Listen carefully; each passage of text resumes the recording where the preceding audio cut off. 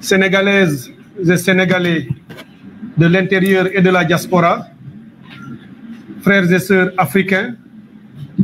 hôtes étrangers qui vivaient parmi nous, démocrates, républicains, militants de la bonne gouvernance, de l'état de droit et de la démocratie de par le monde, je voudrais, en ces moments graves, difficiles et dangereux que vit notre nation, m'adresser au président de la République du Sénégal, M. Macky Sall, en vous prenant à témoin. En février-mars 2021, notre pays, le Sénégal, avait fait face à des moments troubles, difficiles, beaucoup de pertes en vies humaines, des dizaines, de nombreuses arrestations, des dégradations matérielles, des pertes en tout genre. Notre pays a été ébranlé jusque dans ses profondeurs. En ces moments-là, 3 ministres de la République, le ministre de la Justice, le ministre de l'Intérieur et le ministre des Affaires étrangères étaient montés au créneau pour porter un doigt accusateur sur l'opposition sénégalaise, sur ces jeunes hommes et femmes qui étaient sortis, drapeau à la main, scandant l'hymne national, pour défendre leur pays, leur république et leur État. On les avait qualifiés de forces obscures, de rebelles, de milices, de toutes sortes de qualificatifs. Sur cette base, des opposants ont été persécutés, pourchassés, humiliés, arrêtés et emprisonnés. Pendant que ces opposants qui étaient vus ou perçus ou présentés comme les fauteurs de troubles, comme ceux qui brûlaient le Sénégal, pendant qu'ils sont aujourd'hui neutralisés, c'est maintenant que le Sénégal fait face à la menace la plus grande de son histoire. Donc, où se trouvent les forces obscures? Où se trouvent les terroristes? Où se trouvent ces rebelles qui menacent le Sénégal? Je les vois du côté du palais de la République.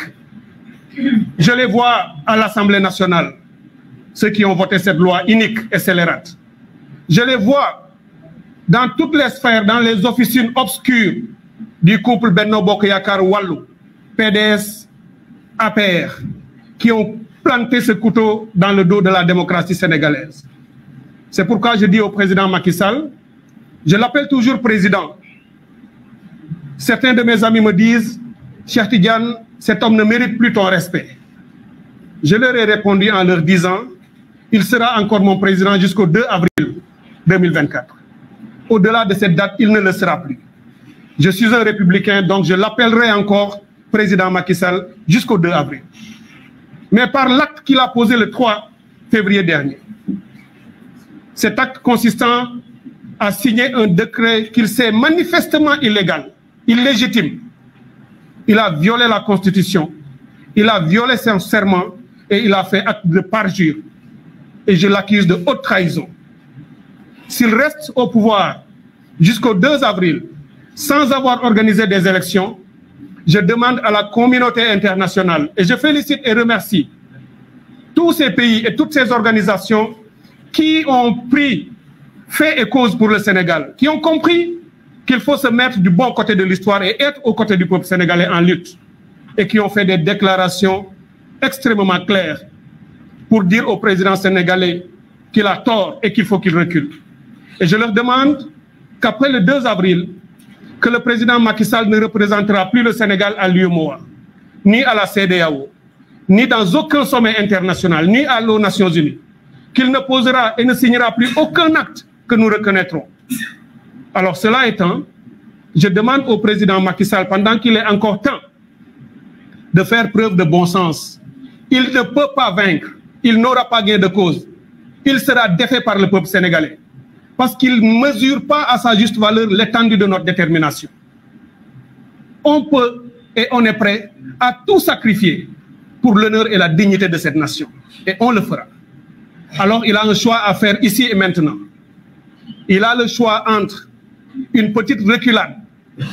aujourd'hui, qui fera sans doute mal à tous ces turiféraires qui sont autour de lui, parce qu'ils savent que leurs privilèges s'arrêteront. Mais il choisira l'honneur plutôt qu'un déshonneur éternel et durable. C'est à lui de faire ce choix. Cela lui appartient. Je voudrais terminer mbokk yi en disant comme nii que ñii ma jiitu waxee ci leader candidat yi wax ji yàlla dafa def ñun ñoo nekk fii ay candidat ndogalu yàlla la waaye mbir mi yéen a ko moom yéen peuple sénégalais mbir mi bu ñu ci taxawee di ci wax itam ci seen kaddu lañ ciy wax parce que bu ñu demoon ci élection yi képp kuy candidat sa baat lay ñëw jël si te jamono jii ñu toll dootul jamonoy Macky Sall dootul jamonoy candidat dootul jamonoy parti politique yéen askan wi la constitution may bu ñu ci yeggee ñu delloo leen baat bi ni yéen rek a ko moom amul keneen ku ko moom ci askan bi ngeen war a ñëw bés boobu rek ngeen am ci juróomi at yu nekk ñëw tànn ki leen doy ngeen def ko muy seen njiit